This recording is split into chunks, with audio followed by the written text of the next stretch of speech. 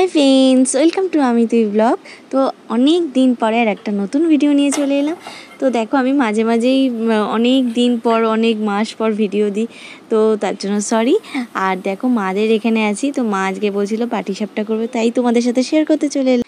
তো চলো, পাটিসাপটা করছি এটা তো বুঝেই গেছো। আর মাকে মানে বলেছিলাম যে পাটিসাপটা খাবো, তো মা সেরকমভাবেই করছিল। তো মা বললাম যে মায়ের যেহেতু পায়ে ব্যথা, তো আমি বললাম মা তুমি আমাকে 2-3টে দেখিয়ে দাও।